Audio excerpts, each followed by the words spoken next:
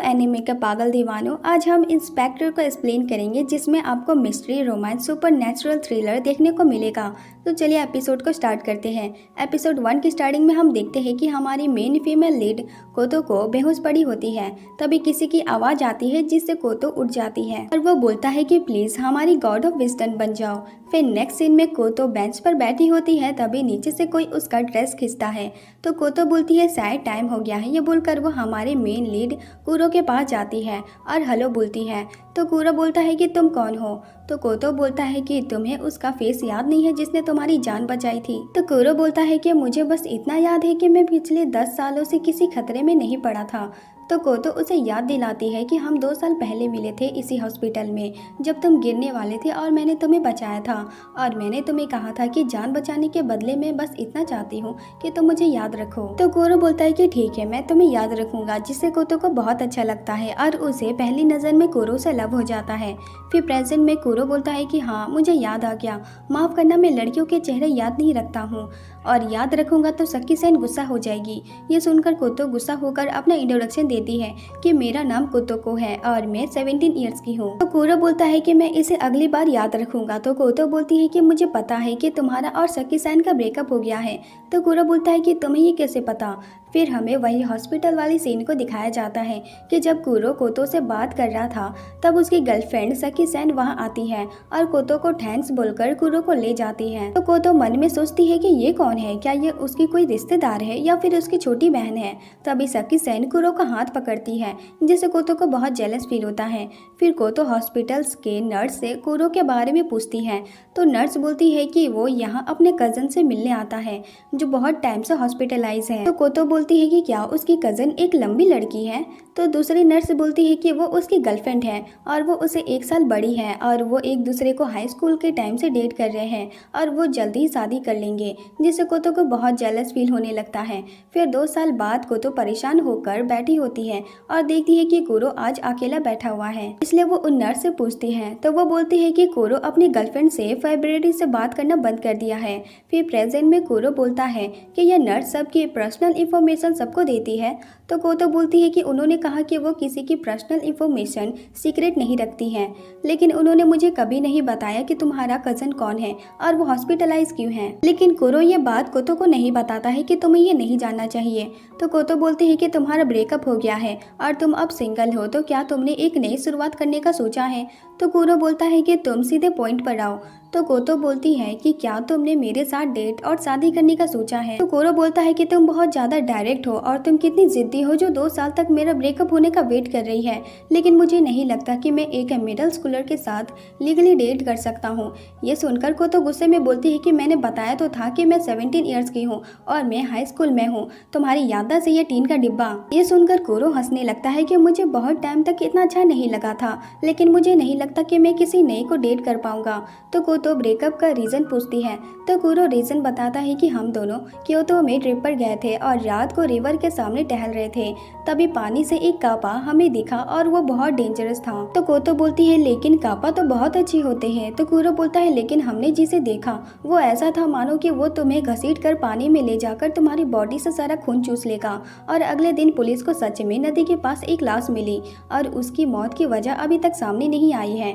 और उस रात सकी सेन कापा को देखकर कांपने लगी और वो डरपोक डर के मारे भाग गया। और मैं ऐसा लड़का हूँ जो अपने ब्रेकअप के बाद से पागल हो गया है, इसलिए मैं तुम्हारा बॉयफ्रेंड बनने के लायक नहीं हूँ। ये बोलकर वो जाने लगता है। तो कोतो बोलती है कि सच सच बताओ कि उस रात डर के मारे भागने वाला कौन था। डर से भागने वाले तुम नहीं थे बल्कि वो कापा था, है ना। कापा ने सकी सेन के बाद तुम्हें देखा और डर कर भाग गया। बेचारा वो कापा, उसने आधी रात को तुम जैसे भूत को देख लिया और सकी सेन भी तुम्हें ही देखकर डर गई थी और ब्रेकअप कर लिया। तो कूरो बोलता है कि तुम इसे गलत समझ रही हो, कापा असल में होते ही नहीं हैं। तो कोतो बोलती है कि मैं कापास और उनके जैसे हर जीव से वाकिफ हूँ, वो हर जगह होते हैं, बस छुप के रहते हैं और वो तुम्हें देखकर मुझे ये बता रहे हैं कि तुम खतरनाक हो। तो कूरो बोलता है कि आखिर तुम हो कौन और तुम्हें ये सब कैसे पता कि ये सब होता है। तो कोतो बोलती है कि जब मैं 11 साल की थी तो उन्हीं मॉन्स्टर ने मुझे किडनैप कर लिया था और मेरी पूजा की और बोले कि हमारी गॉड ऑफ विजडम बन जाओ। उनमें से आधे लोग कम दिमाग वाले थे, इसलिए उन्हें कोई ऐसा चाहिए था जो उनकी हेल्प कर सके। तो मैंने हाँ बोल दिया और तब से मैं उनकी हेल्प कर रही हूँ। तो कूरो बोलता है कि इसमें यकीन करना मुश्किल है, तो कोतो बोलती है कि अगर तुम्हें प्रूफ चाहिए तो तुम 6 साल पहले वाले न्यूज़पेपर पढ़ लो, उसमें मेरे बारे में लिखा है कि एक लड़की किडनैप हो गई थी और जब मैं मिली तो मेरी एक आई और एक पैर नहीं थी। यह बोलकर वो बस में चली जाती है। तभी वहाँ एक डीमन आता है और ऐसा लगता है कि वो कोतो पे अटैक करने वाला है, लेकिन वो कोतो के गाल को पकड़कर बोलता है कि मैंने कहा था ना कि आप उस लड़के से दूर रहिए, वो डेंजरस है। तो कोतो बोलती है कि तुम्हारे लिए ये समझना मुश्किल है, लेकिन मेरे लिए कुरो-कोन बहुत हैंडसम है। तो वो डीमन बोलता है कि कहीं आपकी दूसरी आई भी तो निकाली नहीं गई है ना। ये सुनकर कोतो गुस्सा हो जाती है और एक कार्ड निकालकर बोलती है कि कहीं तुम्हें मरना तो नहीं है। तो वो डीमन डर से बोलता है कि मुझे तो अभी बहुत सारे नॉवेल्स पढ़ने हैं, मैं अभी परलोक नहीं जाना चाहता हूँ, लेकिन वो मास्टर अभी भी लाइब्रेरी में है, उसके वजह से मैं नॉवेल्स नहीं पढ़ सकता।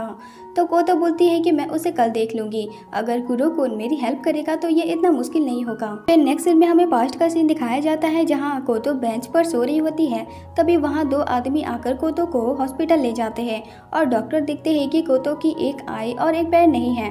तो वो सोचते हैं कि उसके साथ पता नहीं क्या हुआ था, इसलिए एक लेडी इन्वेस्टिगेट के लिए पूछताछ करती है कि क्या तुम्हें कुछ याद है कि तुम्हारे साथ क्या हुआ था। तभी उस लेडी के पीछे से एक क्यूट सा मॉन्स्टर बाहर आता है जो सिर्फ कोतो को दिखता है, उस लेडी को नहीं।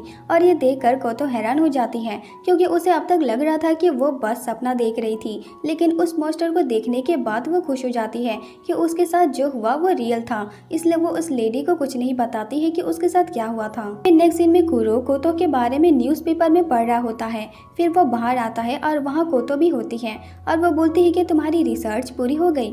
तो कुरो बोलता है कि तुमने जो कहा वो सच था, पर उसमें ये नहीं लिखा कि तुम एक गॉड ऑफ विजडम हो। तो कोतो बोलती है कि हो सकता है कि ये सब मेरी एक कल्पना हो, जिसे सिर्फ किडनैप करने के बाद उसकी बॉडी को बिगाड़ दिया गया, पर मैं ही एक हूँ जो तुम्हें समझ सकती है। तो कुरो बोलता है कि तुम्हारा मतलब है कि तुम्हें गॉड बनाने के लिए तुम्हारी आई और एक पैर की कुर्बानी दी गई। तो कोतो हाँ बोलती है। तभी वहाँ पर एक मोटा लड़का दौड़ते हुए आता है, लेकिन वो फिर एक रकून डॉग में बदल जाता है और बोलता है कि लाइब्रेरी का बैरियर टूट गया है। ये सुनकर कोतो कुरो को भी चलने को बोलती है। फिर वो दोनों वहाँ पर पहुँचते हैं। तभी वहाँ एक योकाई आ जाता है। तो कोतो उसे वार्निंग देती है कि रुक जाओ, लेकिन वो कोतो को खाने वाला होता है, लेकिन कुरो उसे बचा लेता है। तो कोतो बोलती है कि मुझे लगा था कि वो योकाई तुम्हें देखने के बाद मेरे काबू में आ जाएगा, लेकिन वो इतना घबराया हुआ है कि वो अपने आसपास देख ही नहीं रहा। तो कुरो बोलता है कि क्या तुम्हारे पास कोई प्लान है। तो कोतो एक गैस सिलेंडर उठाती है और जोर से छलांग मारती है और योकाई के मुंह में डाल देती है और गिरने वाली होती है, लेकिन इस बार भी कुरो कोतो को पकड़ लेता है। तो कोतो बोलती है कि मैं अब और तुम्हारे करीब महसूस कर रही हूँ। तो कुरो बोलता है कि ये बातों का टाइम नहीं है। ये बोलकर वो उसे नीचे रखता है। तो कोतो बोलती है कि चलो अभी के लिए भाग जाते हैं, लेकिन कुरो उसकी नहीं सुनता है और कोतो को कसकर पकड़ लेता है। तो कोतो बोलती है कि हम ये रोमांटिक चीजें बाद में भी कर सकते हैं। तो कुरो बोलता है कि मैं वो नहीं कर रहा हूँ, मैं फिर से तुम्हें कोई गलती करने नहीं दे सकता। तभी वो योकाई दौड़ते हुए आता है और कुरो का एक हाथ खा लेता है, लेकिन कुरो को कुछ नहीं होता है। तो कोतो बोलती है कि जब तुम खतरे में होते हो तो इतने अलग कैसे बन जाते हो। तभी कुरो का हाथ हील हो जाता है, जिसे देखकर कोतो हैरान हो जाती है। तभी हम देखते हैं कि योकाई कुरो का हाथ खाने की वजह से मर जाता है, क्योंकि कुरो का बॉडी योकाई के लिए जहर है। तो कोतो बोलती है कि कुरो को आखिर तुम हो कौन। तो कुरो बोलता है कि जब मैं 11 साल का था तब मैंने 2 अलग अलग तरह के योकाई का मीट खाया था, जितना मैं खा सकता था उतना खाया। एपिसोड 2 की स्टार्टिंग में कुरो फ्लावर लेके हॉस्पिटल में जा रहा होता है। तभी कोतो आती है और बोलती है कि क्या तुम अपने कज़न से मिलने जा रहे हो। तो कुरो बोलता है कि तुम्हारी टाइमिंग एकदम परफेक्ट रहती है, क्या तुम्हारे योकाई दोस्त ने बताया कि मैं यहाँ हूँ। तो कोतो बोलती है कि मैं यहाँ आई क्योंकि मेरा पैर और आँख के लिए अपॉइंटमेंट है, ये बस एक कोइंसिडेंस था। फिर नेक्स्ट सीन में वो दोनों हॉस्पिटल से जा रहे होते हैं। तो कोतो पूछती है कि अब तुम्हारा हाथ कैसा है। तो कुरो बोलता है कि क्या तुम्हें मेरी टेंशन हो रही थी। तो कोतो बोलती है कि वो सब मेरी वजह से हुआ था। तो कुरो अपना हाथ दिखाकर बोलता है कि ये हाथ बिल्कुल अब ठीक है। ये बोलकर वो रोज के कांटे में अपना हाथ काट लेता है और बोलता है कि जब से मैंने मरमेड के मीट को 11 साल की उम्र में खाया था, तब से मेरा बॉडी खुद हील हो जाता है।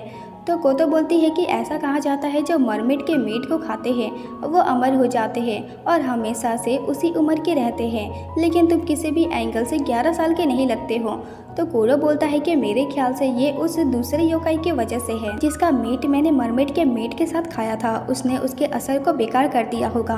तो कोतो पूछती है कि वो दूसरा वाला क्या था, लेकिन कोरो इसका आंसर नहीं देता है और जाने लगता है। तो कोतो बोलती है कि मेरी एक रिक्वेस्ट है, मैं आज रात एक जायंट सरपेंट से पहाड़ों में मिलने जा रही हूँ, क्योंकि 10 दिन पहले उनका एक सर्वेंट आया था और उसने कहा कि सरपेंट किसी बात से परेशान है जो उसे रात को सोने भी नहीं देती है, तो क्या तुम मेरे साथ चलोगे। तो कोरो बोलता है कि तुम्हारे पास इतना पावर नहीं है, अगर तुम्हारा सामना किसी खतरनाक मॉन्स्टर से हो गया तो कोतो बोलती है कि अगर तुम्हें इतनी टेंशन है तो तुम मेरे साथ चलो, लेकिन कोरो मना कर देता है कि मैं घर पे रहकर पोर्क मिसो सूप का मजा लेना चाहता हूँ। फिर नेक्स्ट दिन में कोतो अकेले ही सरपेंट से मिलने जा रही होती है और कोरो की बातों से बहुत गुस्सा भी होती है कि उसने उसे अकेला जाने दिया। फिर कोतो उस दलदल के पास पहुंच जाती है जहां उसे सरपेंट मिलती है। तो सरपेंट कोतो को यहां आने के लिए थैंक यू बोलती है। तो कोतो बोलती है कि आप वाटर गॉड हो, पहले इंसान बारिश करवाने के लिए आपकी पूजा करते थे, इसलिए आपको ज़रूरत पड़ने पर मेरे यहाँ आना तो जाहिर था। तो सरपेंट बोलती है कि अब इंसान मेरी पूजा नहीं करते हैं, क्योंकि स्टार्टिंग से ही मेरे पास मौसम कंट्रोल करने की पावर नहीं थी, तो उसमें कोई हैरानी की बात नहीं है कि मुझे भुला दिया गया। और माफ़ करना, मैं इन पहाड़ों में आपकी ज़्यादातर खातिरदारी नहीं कर सकती हूँ, इसलिए प्लीज़ आप गुस्सा मत हो जाना। तो कोतो बोलती है कि मैं गुस्सा नहीं हूँ, और अगर मैं गुस्सा हो भी गई तो वो मेरा बॉयफ्रेंड की वजह से होगा, क्योंकि मैंने उसे अपने साथ आने के लिए कहा था पर उसने मना कर दिया।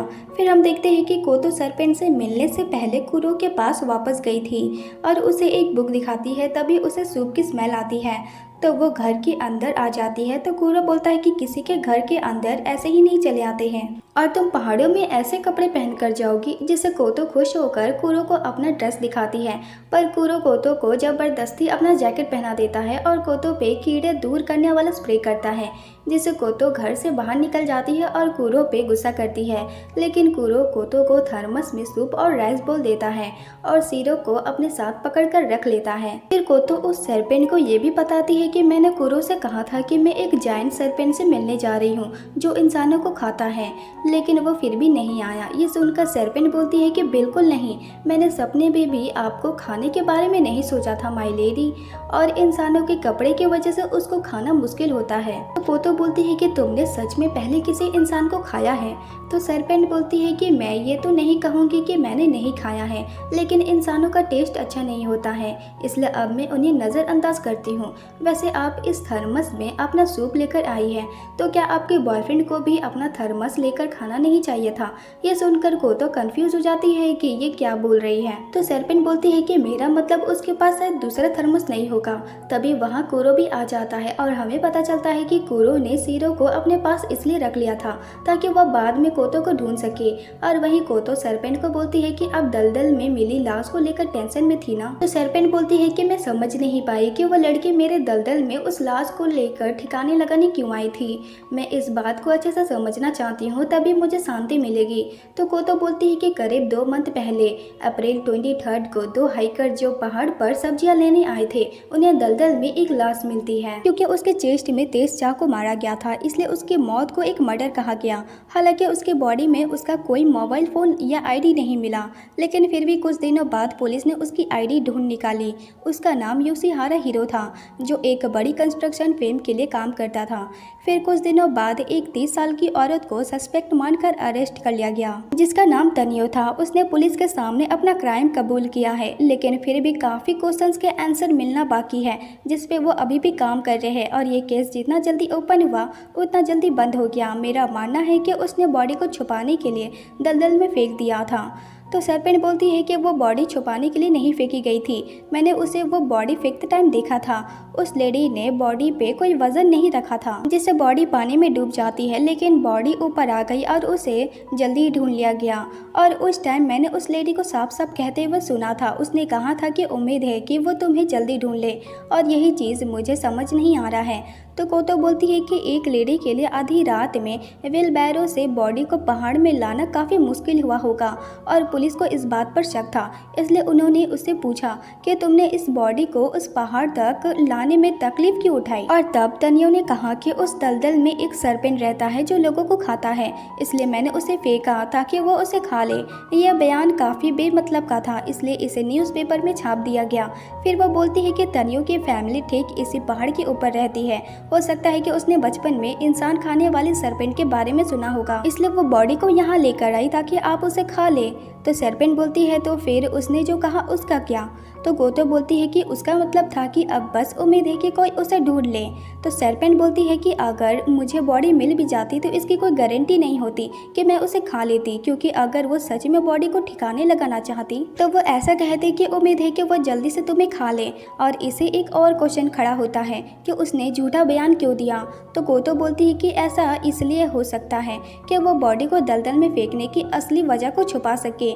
फिर कोतो सारी डिटेल को ध्यान में रख कर बोलती है कि ये सब 5 साल पहले शुरू हुआ था। तनियो का एक बॉयफ्रेंड था जिसका नाम मच्छी था, लेकिन वो एक दूसरी लेडी के साथ मरा हुआ पाया गया जो उसकी कोवर्कर थी। देखने से ये डबल सुसाइड लग रहा था। मच्छी एक कंस्ट्रक्शन फर्म अकाउंटिंग डिपार्टमेंट में जॉब करता था, पर उसकी मौत के बाद से ये सच सामने आया कि उसने काफ़ी सारे पैसों का घोटाला किया है। मच्छी को पता चल गया था कि वो इस घोटाले वाले सच को छुपा नहीं सकता। फिर उसने उस लड़की को अपने साथ मरने के लिए मजबूर कर लिया। तनियो ये न्यूज़ सुनकर पूरी तरह टूट गई और यहाँ आ गई जहाँ उसका फैमिली होम था। और ये घटना अप्रैल 21 को हुई थी। उस दिन योशिहारा हीरो तनियो के घर आकर 5 साल पहले जो भी है उसके लिए माफ़ी मांगता है और बोलता है कि मैंने ही मच्छी को मारा था और मैंने ही उन पैसों का घोटाला किया था और ये बात मच्छी और उस लेडी को पता चल गया था, इसलिए मैंने उन दोनों को मार दिया। और इन सब के बाद योशिहारा हीरो एक अच्छी लाइफ जी रहा था, पर इस साल की शुरुआत से ही उसके साथ घटना होने लगी। उसने अपने काम में बड़ी गलती कर दी थी और उसकी वाइफ और बच्चे भी एक्सीडेंट में मारे गए थे और ऊपर से उसकी बॉडी से डॉक्टर को एक जानलेवा ट्यूमर भी मिला था। योशिहारा हीरो को लगा कि उसने जो भी गलत काम किया है उसे सजा मिल रही है, इसलिए वो माफ़ी मांगने आ गया। और तनियो ने मच्छी के छोटे भाई से कांटेक्ट किया था और वो उसे कह रहा था कि वो उसे जल्दी मिले, उसे 5 साल पहले जो भी हुआ उसके बारे में बात करनी है। लेकिन उस टाइम मच्छी का भाई बिजी था, इसलिए योशिहारा हीरो तनियो से पहले मिलने पर मजबूर हो गया। और जैसे ही इन्वेस्टिगेट शुरू हुई तो डबल सुसाइड और पैसे घोटाले का केस फिर से ओपन हुआ। तब तनियो ने कहा कि योशिहारा हीरो मेरे ही साइज का था और बीमारी के कारण उसका बॉडी सिकुड़ गया था, इसलिए मुझे उसे पहाड़ में ले जाने में कोई प्रॉब्लम नहीं हुई। फिर कोतो बोलती है कि अगले दिन अप्रैल 22 को भी दलदल के पास कोई नहीं गया था क्योंकि बारिश हो रही थी, इसलिए बॉडी 2 दिन बाद मिली।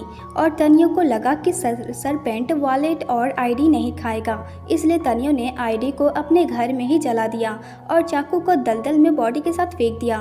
तो सरपेंट बोलती है कि इसलिए पुलिस यहाँ अक्सर चाकू को ढूंढने आते हैं। तो कोतो बोलती है कि क्या सस्पेक्ट ने बॉडी के साथ कुछ और भी फेंका था। तो सरपेंट बोलती है कि मुझे ठीक से पता नहीं है। तो कोतो खुद इमेजिन करके सॉल्यूशन निकालती है और बोलती है कि बॉडी को दलदल में फेंकने की एक सिंपल वजह रही होगी, क्योंकि ज़्यादातर ऐसे केस में असली खूनी को छुपाने के लिए किया जाता है। हीरो ने तनियो को पहले कांटेक्ट किया होगा और कहा कि उसे मिलना है और तनियो उसे अकेले मिलना नहीं चाहती थी। और योशिहारा हीरो ने मच्छी के छोटे भाई से फ़ोन पर कहा था कि उसने तनियो से बात की है और ये सुनकर उसके भाई के माइंड में बुरी फीलिंग आई होगी, इसलिए उसने तनियो को कांटेक्ट किया और वहाँ चला गया। और उसका भाई मच्छी की मौत की बात सुनकर पगला गया और उसने उसे मार दिया, लेकिन उसके भाई का आगे का फ्यूचर था और तनियो की लाइफ तो बर्बाद हो गई थी, इसलिए उसने उसे बचाने का फैसला किया और बॉडी को दलदल में फेंकने का फैसला किया। ये करने की 3 वजह हो सकती है। पहला ये कि दलदल के पानी से खूनी के छोटे छोटे सुराग में मिट जाते। दूसरा ये कि पुलिस को असली खूनी का पता ही न चल पाता। तो सरपेंट बोलती है कि उसने ऐसा क्यों कहा कि उम्मीद है कि वो तुम्हें ढूंढ ले। तो कोतो बोलती है इसलिए तो मैंने 3 वजह कहा है। तनियो अपने घर से खूनी के हर एक निशान को मिटाने की कोशिश कर रही होगी, लेकिन घर के बाहर का क्या, इसलिए वो चाहती थी कि बारिश हो और सारे सबूत मिट जाए। ये सुनकर सरपेंट गुस्सा होकर बोलती है कि अगर उसे भेंट देनी थी तो कोई सुंदर सी प्यारी सी लड़की कुर्बानी देती। तो कोतो बोलती है कि वाटर गॉड से नॉर्मली 2 टाइप से प्रे किया जाता है। पहला ये कि वो सिंपल से प्रे करके बारिश करवाते थे और दूसरा आपका गुस्सा दिलाकर बारिश करवाते थे। तो सरपेंट बोलती है कि हाँ, मैं गुस्सा तो हुई थी और अगले दिन बारिश भी हुई थी। तो कोतो बोलती है कि इसलिए उसने ऐसा कहा कि उम्मीद है कि वो तुम्हें ढूंढ ले। तो सरपेंट बोलती है कि अगर ऐसा था तो वो ऐसा बोलती कि उम्मीद है कि वो जल्दी से बारिश करवा दे, या उम्मीद है कि जायंट सरपेंट गुस्सा हो जाए। तो कोतो बोलती है कि अगर कोई बाहर से कार से आया था तो किसी ने उसे देखा जरूर होगा। पुलिस इसकी भी इन्वेस्टिगेट कर रही होगी कि कोई और खूनी तो नहीं है, इसलिए इस केस की एक लौती सस्पेक्ट तनियो ही है। और मेरे ख्याल से बस एक ही चीज़ अलग है, जो है उसकी बॉडी को दलदल में फेंकने की वजह। तभी सीरो सोकर उठ जाती है और अपने पार्टनर को देखकर बहुत खुश होती है। तभी कोतो कूरो को देख लेती है और वो भी खुश होती है। तो सरपेंट कोतो को बोलती है कि माय लेडी, मुझे बताइए कि उसकी बॉडी को दलदल में फेंकने की असली वजह क्या। एपिसोड 3 के स्टार्टिंग में सरपेंट कोतो से पूछती है कि बॉडी को दलदल में फेंकने की असली वजह क्या थी। तो कोतो बोलती है कि तनियो चाहती थी कि पुलिस को वो मिल जाए जो तनियो ढूंढ रही थी। उसने इस दलदल में कुछ खास फेंका था और तनियो को लगा कि मर्डर करने के बाद उसे वो मिल जाएगा जो उसने खो दिया है, लेकिन तनियो के लिए वो ढूंढना काफी मुश्किल था, इसलिए उसने पुलिस की हेल्प ली। तनियो ने पुलिस को कहा कि उसने मर्डर वेपन दलदल में फेंका है ताकि पुलिस दलदल में छानबीन करे और उसे वो मिल जाए। तो सरपेंट बोलती है कि तो फिर वो जो बड़बड़ा रही थी उसका क्या। तो कोतो बोलती है कि तनियो ये नहीं चाहती थी कि पुलिस उस डेड बॉडी को ढूंढे, वो ये चाहती थी कि पुलिस उसकी खोई हुई चीज को ढूंढ ले, पर वो चीज उसने काफी पहले फेंकी थी तो इसकी कोई गारंटी नहीं थी कि वो चीज मिली जाती। इसलिए उसने प्रे किया कि उम्मीद है कि वो तुम्हें ढूंढ ले, और यही बात आपने सुनी थी। तो सरपेंट बोलती है कि तनियो को बॉडी यहाँ लाने की कोई जरूरत नहीं थी, वो बस इतना बता देती कि मर्डर वेपन यहाँ है। तो कोतो बोलती है कि ऐसा करने से उसका प्लान बिगड़ जाता। उसका प्लान सक्सेस करने के लिए उसे पुलिस की जरूरत थी ताकि पुलिस मर्डर का पता कर सके और तनियो को सस्पेक्ट मानकर अरेस्ट कर सके, ताकि तनियो पुलिस को बयान दे कि उसने दलदल में मर्डर वेपन फेंका है। तो पहला सवाल, तनियो पुलिस को मर्डर का पता कैसे कराती। तो कूरो बोलता है कि उस बॉडी को ढूंढकर। तो कोतो बोलती है कि सही कहा कुरो-कुन। फिर कोतो सरपेंट को बोलती है कि तनियो ने वेपन दलदल में फेंका था, इसका मतलब वो अपने क्राइम को छुपाना चाहती थी और यहाँ बहुत सारे हाइकर्स आते हैं, इसलिए बॉडी को ढूंढ पाना काफ़ी जल्दी हो जाता। और तनियो ने पुलिस को कहा था कि जायंट सरपेंट उसे खा ले ताकि पुलिस सच का पता लगा सके। तो सरपेंट बोलती है कि तो तनियो असल में क्या ढूंढ रही थी। तो कोतो बोलती है कि वो जो ढूंढ रही थी वो उसके बॉयफ्रेंड से जुड़ी हुई थी, क्योंकि 5 साल पहले जो भी हुआ उसके लिए अपने बॉयफ्रेंड को वो कोस रही होगी, लेकिन बाद में उसे पता चला कि उसका बॉयफ्रेंड बेकसूर था और अपने बॉयफ्रेंड पे शक करने से तनियो को बहुत रिग्रेट हुआ। तो सरपेंट बोलती है तो तनियो अपने बॉयफ्रेंड से हर जुड़ी चीज़ को मिटा देना चाहती थी, लेकिन अब वो उन चीज़ों को वापस लाने की कोशिश कर रही थी, लेकिन वो क्या चीज़ थी जो वो ढूंढ रही थी। तो कोतो बोलती है कि वो उसके बॉयफ्रेंड का बच्चा था जो उसने फेंका था। जब वो अपनी फैमिली होम वापस आई थी तब उसे एहसास हुआ कि वो प्रेग्नेंट है, और तब उसे अपने बॉयफ्रेंड का सच पता नहीं था, इसलिए वो सोच रही थी कि बच्चे का क्या किया जाए। लेकिन एक दिन उसे घर पे ही मिसकैरेज हुआ और वो उस बच्चे को देखकर ये सोच रही होगी कि उसे कैसे ठिकाने लगाया जाए, और वो इस बारे में किसी को बता भी नहीं सकती थी, इसलिए उसने खुद उसे निपटा दिया। और पिछले मंथ उसे अपने बॉयफ्रेंड का सच पता चला और जो उसने किया उसे बहुत रिग्रेट हुआ। फिर उसने डिसाइड किया कि वो उस ना जन्मे बच्चे का सही तरीके से फ्यूनरल करेगी, इसलिए उसने पुलिस की हेल्प ली ताकि वो उसे ढूंढ ले। तो सरपेंट बोलती है क्या उसे वो बच्चा मिला होगा। तो कोतो बोलते हैं कि मुझे नहीं लगता कि मिला होगा, क्योंकि यहाँ के आयाकाशी इस दलदल को रोज साफ करते रहते हैं, इसलिए उन्हें कब का वो बच्चा मिल गया होगा। और तनियो एक रात इस दलदल में उस बच्चे को ढूंढ रही होगी पर उसे नहीं मिला होगा, इसलिए उसके दिमाग में उस बॉडी को ठिकाने लगाने का ख्याल आया। और ये आंसर सुन के तो अब तो आपका टेंशन दूर हो गया होगा ना। फिर नेक्स्ट सीन में वो दोनों घर वापस जा रहे होते हैं। तो कूरो बोलता है कि तुमने जो कहा क्या वो सच था। तो कोतो बोलती है कि इतना तो मुझे पता चल गया कि तनियो ने जो बयान दिया था वो झूठा नहीं था, वो चाहती थी कि सरपेंट उसे खा ले। फिर कोतो बताती है कि मैं सरपेंट से मिलने से पहले एक भूत के पास गई थी जो तनियो के घर ही था, और तनियो ने कहा था कि क्या सरपेंट को वो बॉडी नहीं मिली होगी। तो कूरो बोलता है कि तुम्हें ये सब पहले से पता था, फिर भी तुमने झूठ बोला। तो कोतो बोलती है कि हाँ मैंने झूठ बोला था, पर सरपेंट ने कहा था कि अगर तनियो चाहती थी कि मैं बॉडी बॉडी को खा लूँ तो उसे बता देना चाहिए था, लेकिन तनियो बस इतना चाहती थी कि सरपेंट बस उस बॉडी को ढूंढ ले, इसलिए तनियो यही बात बोल रही थी। लेकिन सरपेंट ने जो सुना वो गलत सुना, और अगर ऐसा होता तो मेरी बात का कोई मतलब नहीं बनता। तो कुरो बोलता है और जायंट सरपेंट ये कभी नहीं मानता कि उसने जो सुना वो गलत सुना। तो कोतो बोलती है कि सही कहा, इसलिए तो मैंने अपना दिमाग लगाया। तो कुरो बोलता है कि अब मैं तुम्हारी असली पावर को समझ गया हूँ, लेकिन तुम्हें खुद को खतरे में नहीं डालना चाहिए। तो कोतो बोलती है कि अगर तुम मेरे साथ चलते तो मुझे किसी भी चीज़ की टेंशन नहीं होती। तो कुरो बोलता है तुमने डेट पर जाने के अलावा हेल्प मांगने की कोई बात नहीं बोली थी। तो कोतो बोलती है कि तुम मानते हो कि हम दोनों डेट कर रहे हैं। तो कुरो बोलता है कि नहीं, मैं नहीं मानता हूँ। लेकिन कोतो कुरो के शोल्डर पर सर रखकर सो जाती है। फिर 2 साल बाद हम एक लड़के को ड्राइव करते हुए देखते हैं, लेकिन अचानक से स्टील लेडी नाना से उसके कार के सामने आ जाती है, जिससे उसका बैलेंस बिगड़ जाता है और वो नदी में गिर जाता है। फिर नेक्स्ट सीन में सकी सैन लंच कर रही होती है, तो डिटेक्टिव टेरेडा उसे बोलता है कि तुमने तो कहा था कि तुम्हें मीट खाने से अपने एक्स बॉयफ्रेंड की याद आ जाती है, इसलिए तुम नहीं खाती हो, तो अभी तुम ये क्यों खा रही हो। तो सकी सैन बोलती है कि मैंने अपने पास्ट को भुलाने का डिसाइड किया है, इसलिए मैं बहुत कोशिश कर रही हूँ। तो टेरेडा बोलता है ठीक है, लेकिन 3 दिन पहले जो एक्सीडेंट हुआ उस केस को तुम संभाल रही थी ना। रिपोर्ट में लिखा है कि उस लड़के ने रास्ते में एक पपी को देखा, जिसकी वजह से उसका बैलेंस बिगड़ गया, जिससे वो नदी में गिर गया, लेकिन मैंने तो कुछ और ही सुना था। तो सकी सैन बोलती है कि उसने पपी वाला स्टेटमेंट तब दिया था जब वो घबराया हुआ था, लेकिन जब वो शांत हुआ तब उसने असली बात बताई। तो टेरेडा बोलता है तो मैंने जो सुना वो सही सुना था कि उस लड़के ने एक लड़की को देखा जो अपने हाथ में 2 मीटर लंबा स्टील का खंभा पकड़े खड़ी थी, जिसने छोटी सी स्कर्ट और रेड और ब्लैक कलर का ड्रेस पहना था, और उसके बालों में एक बड़ा सा रिबन था, लेकिन पता नहीं क्यों उसका चेहरा नहीं था, और वो लड़का उसे देखकर घबरा गया और नदी में गिर गया। तो सकी सैन हाँ बोलती है। तो टेरेडा बोलता है तो फिर तुमने रिपोर्ट में पपी को क्यों घुसा दिया। तो सकी सैन बोलती है क्या आप स्टील लेडी को ढूंढ रहे हैं। फिर हम देखते हैं कि सकी सैन को उसकी पार्टनर से स्टील लेडी के बारे में पता चलता है कि वो एक आइडल है जिसकी मौत हो गई थी, क्योंकि मीडिया उसके बारे में बेकार की अफवाह के लिए उसे तंग कर रही थी, इसलिए वो माको राजा का सिटी के एक होटल में खुद को छुपा लिया था। लेकिन फिर कंस्ट्रक्शन साइट में स्टील के खंभे के नीचे एक बॉडी मिली और वो उस आइडल की थी। तो सकी सैन टेरेडा को बोलती है इसलिए मैंने भूत वाली बात को रिपोर्ट में लिखना सही नहीं समझा। तो टेरेडा बोलता है तो मैं लगता है कि स्टील लेडी सच में है। तो सकी सैन बताती है कि जब मैं उस लड़के के पास थी तब मुझे हवा में किसी का गायब होने का एहसास हुआ था और वो सब असली था। तो टेरेडा बोलता है कि लोग पुलिस में स्टील लेडी की काफ़ी रिपोर्ट कर रहे हैं। तो सकी सैन बोलती है कि आप मानते हैं कि स्टील लेडी सच में है। तो टेरेडा बोलता है कि मैं भूतों पर यकीन नहीं करता हूँ, जरूर ये किसी जिंदा इंसान का काम होगा और तुम इस केस में साथ दोगे तो बहुत अच्छा होगा। तो सकी सैन बोलती है कि मैंने कभी भूत तो नहीं देखा, लेकिन मैंने योकाई को देखा है, वो हर जगह मौजूद है, लेकिन मुझे नहीं लगता कि यहाँ वो वाली बात होगी जिसकी वजह से मेरा एक्स के साथ ब्रेकअप हुआ था। तो टेरेडा बोलता है क्या तुम्हारा एक्स कोई योकाई या भूत था। ये सुनकर सकी सैन को वो दिन याद आता है जब ग्लास टूटने की वजह से कुरो का हाथ कट गया था, लेकिन वो वापस हील हो गया था, और ये सोचकर सकी सैन काफ़ी शॉक्ड हो जाती है, जिससे उसे वॉमिटिंग होने लगता है। फिर वो बाहर आती है तो टेरेडा बोलता है लगता है सच में मीट खाने से तुम्हारी तबीयत खराब हो जाती है।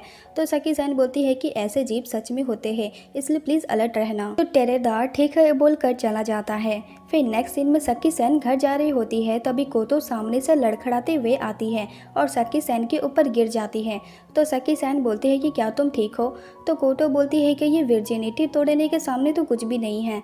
तो सकी सैन बोलती है कि तुम ऐसे टाइम पर ऐसा एग्जाम्पल क्यों दे रही हो। तो कोतो बोलती है क्योंकि ये मेरी लाइफ का सबसे दर्द भरा अनुभव था, तो मुझे दोस्त दे सकती हो। तो सकी सैन मन में सोचती है कि ये लड़की कौन है और ये कितने साल की है, लेकिन ये बहुत क्यूट है। तभी कोतो बोलती है कि तुम्हारे थैंक्स पर अब तुम्हें जाना चाहिए। तभी वहाँ स्टील लेडी भूत जैसे चलकर आती है, जिससे सकी सैन डरने लगती है। तो कोतो बोलती है कि तुम्हारी आंखें धोखा नहीं खा रही है, वो सच में है और उसके बड़े बूब्स भी असली हैं। तो सकी सैन बोलती है कि क्या अभी सच में ये इम्पोर्टेंट रखता है। लेकिन इस बार सकी सैन हिम्मत करके आगे बढ़ती है, क्योंकि वो अपने पास्ट को लेकर बहुत तंग आ चुकी है। लेकिन सकी सैन स्टील लेडी को छू नहीं पाती है, क्योंकि वो एक भूत है। तो स्टील लेडी सकी सैन पे अटैक करती है और उस स्टील से सकी सैन को मारने वाली होती है। तभी कोतो दौड़ते हुए आती है और स्टील लेडी को धक्का देती है और वापस उठकर उसे मारने जाती है, लेकिन स्टील लेडी वापस खड़े होकर अपना स्टील आगे कर देती है। तो कोतो स्टील पर पैर रखती है, लेकिन वजन पड़ने पर उसका पैर टूट जाता है। लेकिन कोतो अपने एक पैर से ही उसे एक लात घुमा के देती है और गिरने वाली होती है, लेकिन सकी सैन उसे पकड़ लेती है। तब स्टील लेडी वहाँ से भाग जाती है। तो सकी सैन सोचती है कि उसने अभी उस भूत को लात मारी जिसे मैं छू नहीं पाई। तो कोतो बोलती है कि ये नकली पैर है, अगर ये नहीं निकलता तो मुझे और चोट लगती। तो सकी सैन बोलती है कि तुमने उस भूत को कैसे छुआ, तुम भी एक योकाई जैसी हो। तो कोतो बोलती है कि नहीं, मैं ऐसी नहीं हूँ, मैं उनके बीच में ही कहीं आती हूँ। ये बोलकर वो अपना पैर वापस लगाती है और बोलती है कि यहाँ जो कुछ भी हुआ उसके बारे में पुलिस को मत बताना। ये बोलकर वो जाने लगती है। तो सकी सैन कोतो को रोक लेती है और पुलिस स्टेशन चलने को बोलकर अपना पुलिस आइडेंटिटी दिखाती है, जिससे कोतो हैरान हो जाती है कि ये खुद पुलिस ऑफिसर है। तभी कोतो सकी सैन का नाम देखती है कि ये तो कुरो कुन की एक्स गर्लफ्रेंड है। तो कोतो उसे बोलती है कि तुम्हारे बाल छोटे हो गए हैं और तुम्हारा वेट भी कम हो गया है, इसलिए मैं तुम्हें पहचान नहीं पाई थी। मुझे पहले पता होता तो मैं तुम्हें कभी नहीं बचाती। तो सकी सैन बोलती है कि क्या तुम मुझे जानती हो। तो कोतो बोलती है कि हम पहले भी मिल चुके हैं, पर आज हम अच्छे से मिल रहे हैं और मेरा नाम है कोतोको और मैं कुरो की प्रेजेंट गर्लफ्रेंड हूँ। ये सुनकर सकी सैन कोतो को एक पंच मार। एपिसोड 4 की स्टार्टिंग में सकी सैन कोतो को घर लेकर आती है और कोतो को बैंडेज करती है। फिर पूछती है कि तुम कितने साल की हो। तो कोतो बोलती है कि मैं 19 ईयर्स की हूँ और मैं अभी उस यूनिवर्सिटी में जा रही हूँ जहाँ कुरो कुन है। तो सकी सैन बोलती है कि तुमने झूठ कहा था ना कि तुम कुरो की गर्लफ्रेंड हो, क्योंकि तुम उसकी टाइप की नहीं हो। तो कोतो बोलती है क्योंकि उसकी टाइप वाली ने उसे छोड़ दिया था, इसलिए उसका टाइप बदल गया है। ये सुनकर सकी सैन कोतो का गाल खींचती है और सोचती है कि मैंने सुना था कि कुरो का कज़न मर गया है, इसलिए शायद उसने अपना मन हल्का करने के लिए इससे बात करना शुरू किया होगा, लेकिन अब वो इसे पीछा छुड़ा नहीं पा रहा है। फिर कोतो अपना फोन दिखाती है कि देखो हम कितने खुश हैं, लेकिन कुरो कुन तो फोटो में बिल्कुल भी खुश नहीं दिखता है। तो कोतो बोलती है कि वो काफ़ी शर्मिला है ना, इसलिए। तो सकी सैन बोलती है तुम्हारा झूठ मुझ पर काम नहीं करेगा, वैसे कुरो कुन अभी कैसा है। तो कोतो बोलती है कि वो अभी भी यूनिवर्सिटी जाता है, क्योंकि अब तो उसे तुमसे शादी नहीं करनी है, इसलिए उसे जल्दी जॉब करने की कोई टेंशन नहीं है। तो सकी सैन बोलती है कि मैं उसे शादी कैसे करती जब मेरे दिमाग में उसके इंसान ना होने का बात घूमता ही रहता था। तो कोतो बोलती है कि तुम सही हो, वो इंसान के कैटेगरी में नहीं आता है, लेकिन मेरे हालात भी ऐसे ही हैं, इसलिए हम दोनों की जोड़ी मैच करती है। तो सकी सैन पूछती है कि एक जैसी मतलब। तो कोतो बोलती है योकाई, आयाकाशी और भूत, मैं इनकी गॉड ऑफ विजडम हूँ, मैं इनके प्रॉब्लम सॉल्व करती हूँ। फिर कोतो बोलती है कि क्या स्टील लेडी का इन्वेस्टिगेट पुलिस ने शुरू कर दिया है। तो सकी सैन बोलती है कि एक डिटेक्टिव ने शहर में कुछ अजीब नोटिस किया है और वो उसकी जांच कर रहा है और स्टील लेडी बहुत खतरनाक है, हम उसे ऐसे ही छोड़ नहीं सकते हैं। तो कोतो बोलती है कि मुझे भी इसी बात का डर है कि वो किसी पे हमला न कर दे, हमें उसे जल्दी ख़त्म करना होगा। तो सकी सैन बोलती है क्या कोई ऐसी घटना हुई है जिस पे हम इन्वेस्टिगेट कर सके। तो कोतो बोलती है कि प्रॉपर मॉन्स्टर शांत रहते हैं और कुछ ऐसा नहीं करते जिससे इंसानों का ध्यान उन पर जाए, लेकिन स्टील लेडी अलग है, इसलिए बाकी मॉन्स्टर स्टील लेडी से डरकर मुझसे हेल्प मांगते हैं। तो सकी सैन बोलती है कि कुरो कुन आज तुम्हारे साथ क्यों नहीं है, योकाई उससे डरते हैं, इसलिए उसका यहाँ आना काफ़ी फायदेमंद होता। तो कोतो बोलती है कि कुरो कुन को बहुत बुखार है। तो सकी सैन बोलती है कि तुम ये बात ऐसे फेस घुमाकर क्यों बोल रही हो। तो कोतो सच बोलती है कि कुरो कुन पिछले हफ्ते से गायब है और मैं उन्हें कांटेक्ट नहीं कर पा रही हूँ, उसने तो मेरा वॉइस मेल का रिप्लाई भी नहीं दिया है। ये बोलकर वो कुरो कुन का आखिरी मैसेज दिखाती है जिसमें लिखा होता है कि कोई ज़रूरी काम आ गया है, मुझे ढूंढना मत। तो सकी सैन बोलती है कि सच में कुरो कुन तुम्हें पसंद नहीं करता है। तो कोतो बोलती है कि मैंने कहा था ना कि वो बहुत शर्मिला है। तो सकी सैन बोलती है मैंने कहा ना तुम्हारा झूठ मुझ पर काम नहीं करेगा। ये सुनकर कोतो सैड होकर बोलती है कि कुरो कुन के लिए सिर्फ मैं ही बनी हूँ और वो ऐसा कर रहा है। तो सकी सैन बोलती है कि जब हम डेटिंग करते थे तब वो कभी भी मेरे कॉल या मैसेज को अवॉइड नहीं करता था और वो हमेशा मेरा साथ देता था, जिससे कोतो को जेलस फील होता है क्योंकि उसने तुमसे एक हफ्ते से कांटेक्ट नहीं किया है। तो कोतो बोलती है कि मुझे नहीं पता कि वो कहाँ है, लेकिन कोई उसे मारने की कोशिश करे तो उसे उसका सच पता चल जाएगा, क्योंकि चोट लगने पर भी वो वापस ठीक हो जाता है। तो सकी सैन मन में सोचती है कि वो उसकी कंडीशन जानती है, फिर भी उसके साथ रहती है जो मैं नहीं रह पाई। तो कोतो बोलती है कि दोबारा स्टील लेडी तुम्हारे सामने आए तो तुम बस वहाँ से भाग जाना, मैं उसे जल्दी निपटा लूंगी। तो सकी सैन बोलती है कि तुम उसका कुछ बिगाड़ भी पाओगी और तुम्हारा दायां आँख भी निकाला गया है। तो कोतो बोलती है कि तुमने देख लिया, मेरी एक आई और एक पैर लिया गया ताकि मैं गॉड ऑफ विजडम बनूं। फिर वो जाते टाइम बोलती है कि मैं खुशी से तुम्हें अपनी और कुरो कुन की वेडिंग का इनविटेशन भेज दूंगी। तो सकी सेन बोलती है कि मुझे नहीं चाहिए। ये बोलकर वो गेट बंद कर देती हैं। फिर कोतो एक स्केलेटन वाले भूत के शोल्डर पर बैठकर वापस जाती है और वहीं इधर सकी सेन लैपटॉप में स्टील लेडी के बारे में पता करती है तो उसे पता चलता है कि उसका असली नाम नानासे हारुको था। ये सुनकर वो आदमी उसे सेलेक्ट कर लेता है और वो टैलेंट एजेंसी का प्रेसिडेंट है। फिर नाना से मेकअप कर रही होती है, तभी उसका सेक्रेटरी आता है और बोलता है कि तुम्हें लेट नाइट ड्रामा के लिए मेन रोल मिला है। ये सुनकर नाना से बहुत खुश हो जाती है और बहुत अच्छे से परफॉर्म करती है और उसके बाद से नाना से फेमस हो जाती है और उसे टीवी और रेडियो से बहुत ऑफर मिलते थे और उसके तेज दिमाग और अच्छी स्पीच के लिए उसकी तारीफ की गई। लेकिन कुछ लोग उसे नफरत करते थे और वो कौन सी घटना थी जिसमें उसकी डेथ हो गई थी। तभी सकी सेन देखती है कि एक ऐसी वेबसाइट भी है जहां स्टील लेडी के मौत और अफवाह के बारे में लिखा है कि उसने अपने पापा को मारा था क्योंकि उसके डैड ने उसके फेमस होने पर काम छोड़ दिया था। फिर हम देखते हैं कि उसके डैड मरने से पहले अपने दोस्त के सामने अपनी बेटी की शिकायत करते थे कि वो मेरा मजाक बनाती है और वह हमेशा मुझ पर अपनी समझदारी का रौब झाड़ती है। फिर उसके डैड के मरने के 5 मंथ बाद उन्हें एक नोट मिलता है कि उनकी बेटी अपने डैड को मारने की कोशिश कर रही थी और ये न्यूज़पेपर में भी छप गया था, जिसे उसका प्रेसिडेंट गुस्सा करने लगता है और बोलता है कि इसे जिसने छापा है मैं उस पर केस करूंगा। लेकिन सेक्रेटरी मना करता है कि इससे बात बिगड़ जाएगी। ये बोलकर वो नानासे को कहीं दूर जाकर रेस्ट करने को बोलता है। फिर नानासे रेस्ट करने चली जाती है। फिर नेक्स्ट सीन में टेरेडा बोलता है कि नानासे के बारे में अफवाह था कि उसने अपने डैड को मारा था और जिसने ये अफवाह फैलाया था वो जिम्मेदारी लेने को रेडी नहीं था और मुझे यकीन है कि नानासे मामले का शांत होने का वेट कर रही थी।